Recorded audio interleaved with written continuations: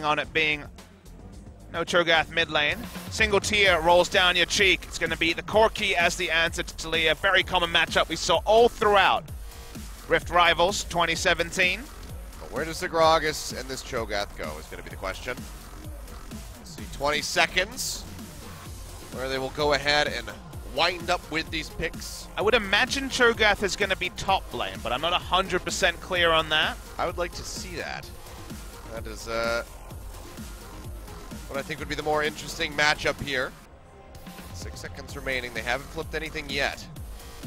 Maybe just going to be the Gragas. So my first instinct was wrong. It's going to be Gragas top lane, which strikes me as the sort of matchup.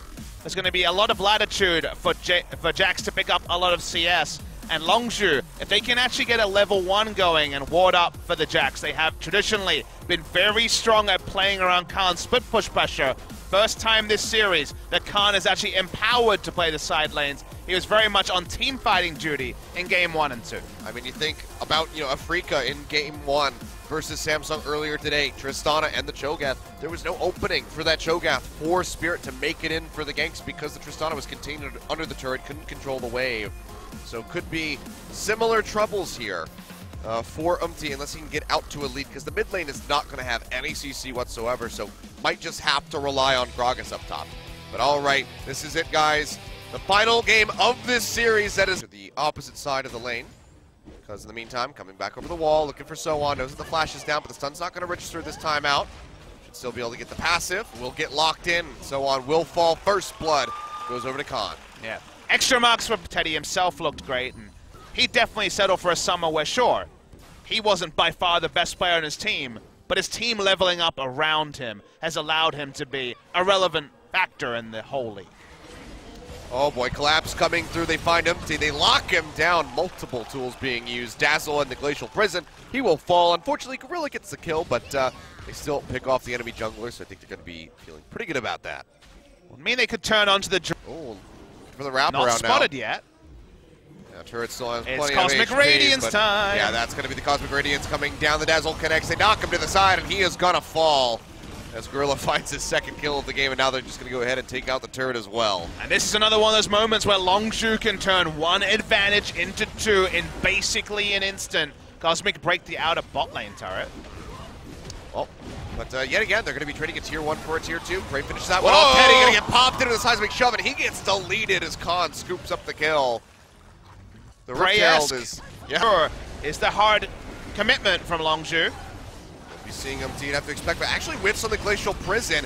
Can he get the Devour? It's not happening. He takes it away with the face. Umti just finds that the rent, the insurance policy, does not pay off. They do answer for 2 kills, getting rid of 2 of those buffs. We'll go ahead and make it 3 as BDD almost goes down. But Long Connect didn't quite have the right angle. So now just looking to take away the red buff. We'll be able to do so with that Ren. Do they want to stick into this one? Glacial Prison comes down, but they're not going to find the lockup. Gorilla goes forward, finds one with the Dazzle. In the meantime, Snowflower has been taken out. BD. Now they're going to be pushing forward here. Nice buster shot. Yeah, buster shot just goes ahead. Knock vision over the wall, and somehow Cho'Gath's going to walk up. He's been spotted. It's going low. Can he make his way in there? They're all going to turn and target him. The Ren comes down, and it's going to be BDD able to go ahead and pick up that Baron. Now Soan desperately using that explosive cast knock Khan to the side. Will make it out with his life, but Baron buff does go over to Long. But that was sloppy again, Achilles away. Some bit of damage, but Khan is going to go ahead and knock down this bottom inhib turret. So now that one's going to be exposed. Mid lane going to be following shortly thereafter. They're looking for the kill in onto the Jax. He gets popped away, and that's going to be enough distance for him to get out safely. Has the Baron powered recall and the TP to rejoin. Yeah, no punishment there because he's able to flash like you say.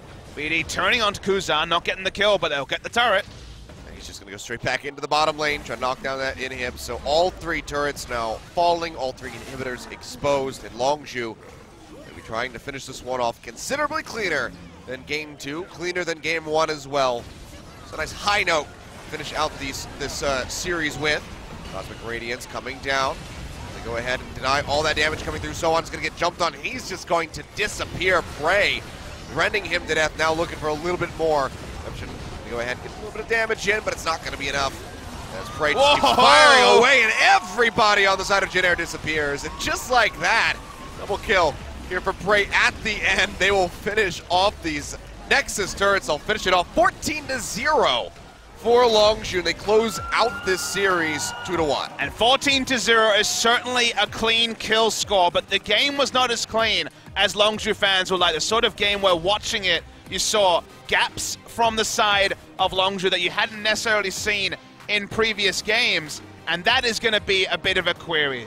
Their dogged resistance from getting enough vision around Baron was almost punished in 2 straight games. Game 2, they were taken down by a pick on prey, but vision around Baron was Cho'Gath's earlier steal, and this time Cho'Gath didn't have flash. So sure, the chances were lower, and yet you have to ask the question, why not a bit more reinforcement? Why not a bit more tight play around Baron?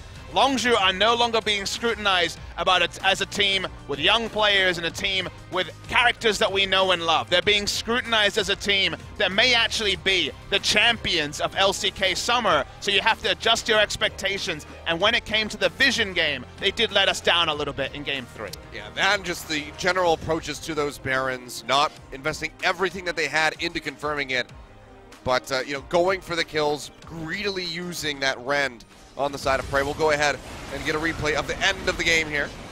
Cosmic Radiance was armed as the Permafrost was onto the Gragas, so they're always going to pick up 1 kill, but right at the end, Fate's Call in to get the pop-up. And it all stacks up. Watch for the seismic shove here coming through when the Weaver's Wall was in, and the Minefield as well. My goodness, the E there ripped through them as well.